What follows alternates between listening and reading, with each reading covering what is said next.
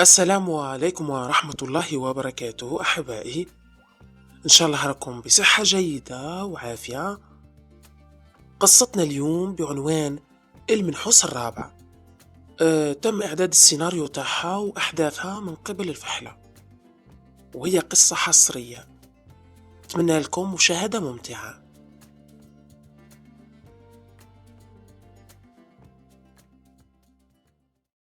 قالوا ناس زمان سواد القلب عمري ما عرفته، وحسد الناس ما هو من فعالي، ثوب الكذب عمري ما لبسته، وقول الصدق ديما من خصالي، حب الخير في نفسي غرسته، نعامل بيه الناس الغوالي، وبسم الله بديت وعلى العدنان صليت. يحكوا بكري على حمال فقير وقليل، ما يكسب في جيبه غير دوره، وهو نهار كامل وهو يدور في السوق، كاش ما يلقى واحد يهزله سلعته ويعطيه حتى لو دينار واحد. هو هك ينقز من واحد لواحد، وإذا بيه تفوت عليه الطفلة سبحان اللي خلق وصور. شافها قالا هذه هي اللي نفركت عليها تكون زوجتي. سيب الحمال كلش من يديه وراح يجري لعند باباها يخطب فيها من عنده. دخلوها عليه قالوا وهلا ومرحبا بولدي، واش يخصك؟ قال له الحمال جيتك يا سيدي نخطب فيك في بنتك. الراجل خزر فيه من الفوق للتحت وقال له وتقدر انت على المهر تاعها، وبنتي ديجا مخطوبة، وتلف تشوف مهرها، شوف هاك الكبش كدا سمين وعالي تقول عليه ثور، تقدر انت تجيب واحد كيفه ولا خير منه؟ حشم الحمال وطبس راسه وقال له اعطيني وقت يا سيدي وانا نوعدك نجيب خير منه. قال له روح عندك شهر في يديك. وخرج الحمال من عنده وهو يخمم منين راح يجيب كبش كيما هذاك الكبش. خمم ومنها قال نروح للعجوز الستوت هي اللي تدبر عليا. راح ليها دخل قال لها عاونيني يا الستوت وديري فيها مزية. قالت واش يخصك يا وليدي يحكي لي؟ قال لها خطبت طفلة بصح ماليها شرطوا عليا كبش قد الثور، وانا فقير وقليل ما نكسب في جيبي غير دورو، دبري عليا. قالت له عندي لك الحل. وحكمت دخلت للزريبة تاعها وجابت له كبش بالسيف وهي تقود فيه. شافوا الحمال فرح وقال لها هذا اللي نفركت عليه. قالت له تفضل اديه لنسابك ودير عرسك، لكن عندي شرط. قال لها وشي هو الشرط؟ قالت له نحبك تروح لك الجبل العالي وتطلع للراس تاعو وتملي الجرة هذه من الماء وتقفلها وتحطها فيه، وتزيد تهز راس البصلة هذه وتغرسها في نفس البلاصة تاع الجرة، وتغني وتقول حاجيتك ما جيتك وفي الليل جيتك وبالحرير غطيتك. الحمال تعجب وقال لها وانت يا واش حاجتك بيهم وتقدري تطلعي راس الجبل؟ قالت له هذه حاجة تخصني ماكن لا تسقسيني عليها، واذا ماكش قادر تعمل واش قلت ليك روح منين جيت وما تضيعليش وقتي. قال ليها الحمال لا يا ستود ما قصدش نغضبك، وعلى كل حال ندي الكبش وندير عرسي وبعدها نعمل ليك اللي طلبتيه. وافقت الستود وخرج الحمال من عندها وهو راكب على الكبش، والطريق كامل والناس متعجبة فيه ومن كبره. مشى حتى الحق لدار الراجل اللي حب يخطب بنته. قال له تفضل يا سيدي ها هو الكبش اللي شرطيه عليا. خزر فيه الراجل وهو متعجب، وبعدها قال له الراي ماهوش رايي، تخرج بنتي واسمع الجواب من عندها. هيا سيدي، العائلة هذه ظهرت عائلة طماعة ومشحاحة. خرجت الطفلة ومعاها الكبش تاع خطيبها الأول، ووقفاتو حذا كبش الحمال، وبدات تقارن ما بيناتهم. هاي تشوف في الرجلين، في الوذنين، في السنين، في القرون. الحمال غضب وقال عجايب وغرايب، هذه راح تديني انا ولا راح تدي الكبش؟ ومنها قال لها خلاص خلاص بطلت، لا حاجتي لا بيك لا بالخطبة لا بالزواج. وقود الكبش وخرج. ومن شدة الغضب تاعو انسى الوعد لوحده للستوت، وقرر يخرج من بلاده ويهيم في أرض الله الواسعة. هاو يمشي من مدينة لمدينة ومن قرية لقرية، والكبش هذاك معاه حتى لحق الواحد المدينة. شافوا واحد الشيخ طلاب، قالوا يا وليدي يا وليدي، ربي يعيشك، أعطيني الكبش هذا مهر وأنا نعطيك بنتي. حمال خمم مع روحه وبعدها قال أنا واش خاسر، خليني نتزوج ونتهنى، خير من الهملة في بلاد الناس. أيا أقبل، وتزوج الحمال وعاش في المدينة هذه. نرجعوا ضرك للعجوز الستوت. استنات الحمال يرجع ليها ويوفي بالوعد تاعو، لكن ما بان عليه حتى خبر. طلعت يديها للسماء ودعت عليه وقالت يجعلك منحوس متعوس وذريتك ياكلها السوس. الدعوة لصقت في راس الحمال مسكين، وعاش حياة ظلمة مع مرته، والباب اللي يقصده يتقفل في وجهه. ومن كثرة ما هو ساعده منحوس، ناس المدينة اللي عايش فيها ولاو يسموا فيه المنحوس. هيا سيدي، اضنا الحمال وجاب ولد، والولد حتى هو جاب ولد، والولد جاب ولاد وحفاد، وكامل ورثوا النحس من عند جدهم الأول، ولا واحد منهم متهني ولا بماله، كامل فقراء ومساكن، وكامل يخدموا حمالين، وورثوا حتى الاسم المنحوس. ولو المنحوس الأول والثاني والثالث حتى لحقوا للحفيد الرابع وسموه المنحوس الرابع. هيا سيدي، فاتت الأعوام حتى في نهار من نهارات والمنحوس الرابع اللي قلنا هو حفيد الحمال اللي سموه المنحوس الأول قاعد يدور في السوق، وإذا به طح عليه صباط من السما على راسه. قالوا لطف وش هو هذا؟ خزر يلقاه صباط مرصع بالماس والجوهر والياقوت. تعجب، وبعدها هزوا في يديه وجاء راح يخبيه تحت قشاته. هو هك، وإذا به يشوف الكروسة تاع الوزير جاي عقابه. جاء راح يهرب، حكموه، قالوا الوزير يا سارق، ما تحشمش تسرق صباط السلطانة؟ قالوا المنحوس الرابع والله يا سي الوزير غير طحلي من السماء. قال له عجايب وغرايب، سما تهبط الصبابيط، أي يركب ذرك بعد وتوقف قدام السلطان وتقرب الحقيقة. وركبوه في الكروسة وداوه طول قصر السلطان، دخلوه وحطوه قدامه، وكان القاضي والحاشية كامل حاضرة. قالوا السلطان واش قصدك؟ كيفاه تتجرأ وتسرق صباطي؟ قالوا يا سيدي طاحلي من السماء. قالوا واه كيفاه طاحلك من السماء؟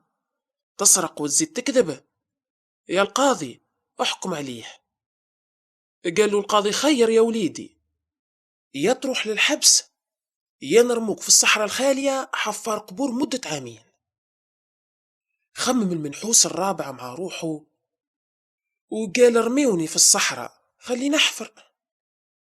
قال لهم السلطان يا خدام هزوه للصحراء. هيا سيدي، داوه الخدام في الكروسة ووصلوه لواحد الخيمة في الصحراء وحطوه وراحوا.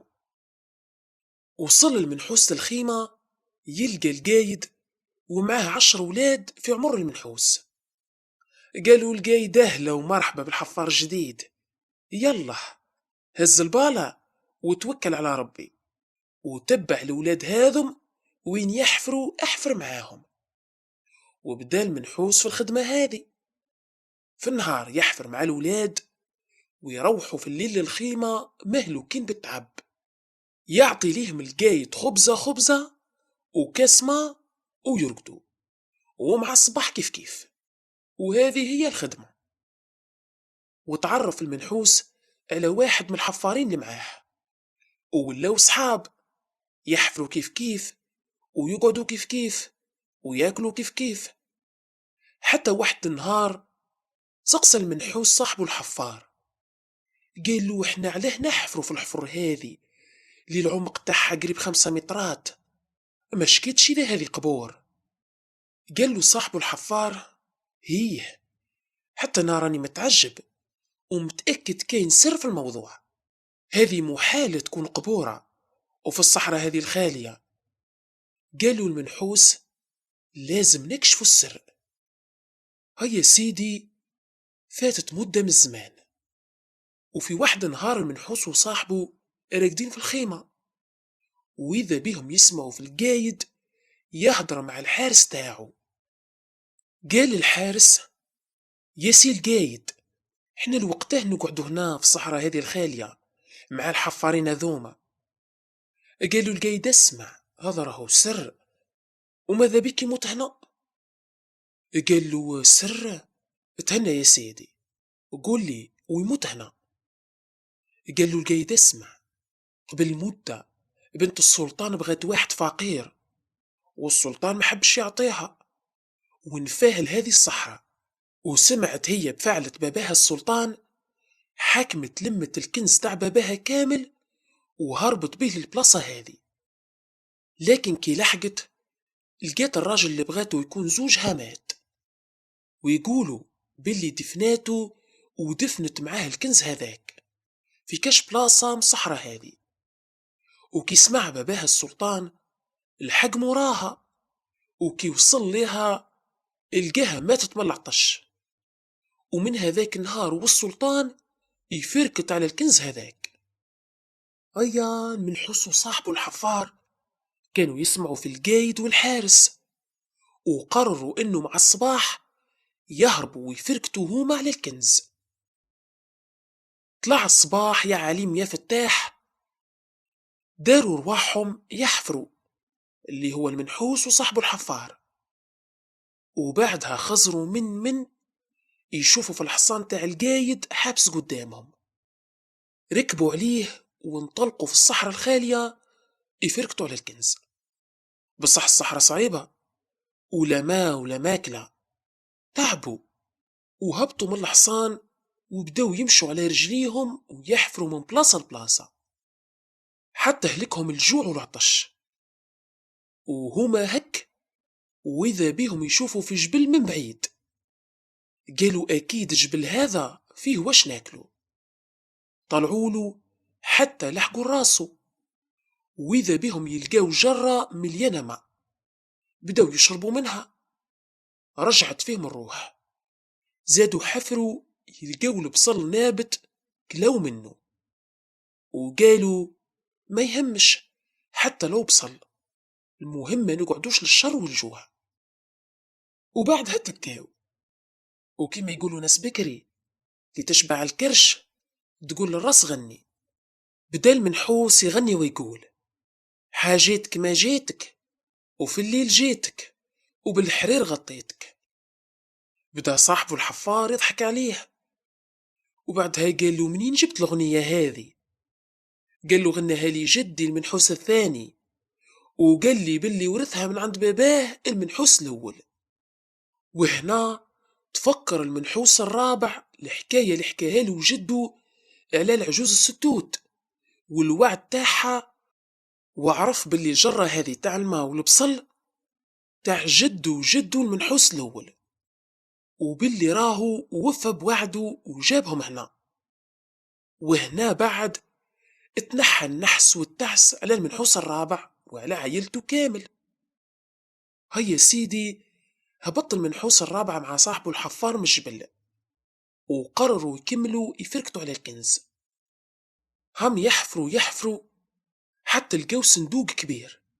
حلوه، لقاوه معمر ويزو ياقوت وجوهر. قال المنحوس: الله الله تغنينا يا صاحبي. وهنا بعد في اللحظة هذه تحبس الكروسة تاع القاضي والقايد قدامهم. انطق القايد وقالاه: يا طماعين، هك تسرقوا الحصان وتهربوا بيه؟ قالوا: القاضي يحبس يا سي القايد، السلطان راهو وصاني وقال لي نحب لولد المنحوس يكون عندي في القصر الليلة هذه سالم غانم. قالوا القايد: بصح يا سي القاضي. قالوا له: بصح لا والو، الولد يروح معايا.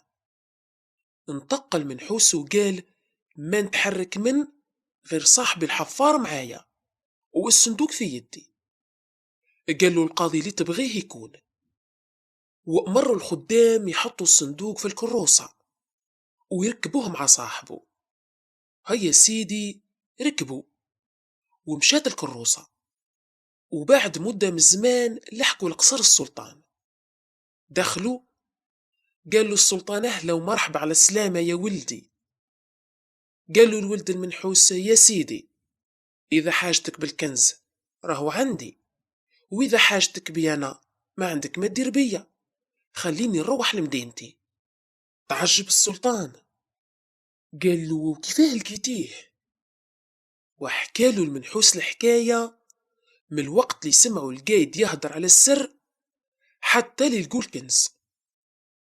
تعجب السلطان وقال له: يسمى ذرك ما وليتيش منحوس، وليت سعيد الحظ. قال له المنحوس: يا سيدي السلطان، من عهد جد جدي وحنا مبليين بالنحس والتعس، وعمرنا ولا طاح في يدينا أكثر من دينار واحد، لدرجة قلنا النحس والتعس والفقر مكتوب علينا من جدنا المنحوس الأول، حتى لو وصل لي أنا المنحوس الرابع. اضحك السلطان قال له: ما تعودش الهضرة هذه، الفقر وعمره ما يتورث، والنحس كيف كيف، والرزق على الله. قداه من والدين فقراء وولادهم طلعوا أغنياء، وقداه من والدين أغنياء وولادهم فقروا. وما تقولش القضاء والقدر تاعي كيما بابا، ربي كل واحد وش قسملو. وباش نثبت ليك، تفضل ادي الصندوق تاع الويزرة هو ولا ملكك، وراك في أمان الله، والعامين اللي قضيتهم في الصحراء حفار راهي كملت. خرج المنحوس من قصر السلطان مع صاحبه الحفار وما هوش مأمن عينيه، وبعدها استغفر وعرف باللي الرزاق ربي سبحانه، وقسم الويز مع صاحبه الحفار، وكل واحد فيهم بنى لروحه دار وجهزوها من كلش، وتزوجوا ورزقهم ربي الذرية. والمنحوس ما ولاش اسمه منحوس، ولاو يسميو فيه ناس المدينة سعيد، ونساو اسم المنحوس وما ولاش يتذكر لا قدامه لا من وراه. هيا سيدي في نهار من نهارات والسعيد قاعد هو وصاحبه الحفار، قال له: والله يا صاحبي حاجة واحدة مخليتني لذرك حاير ومتعجب.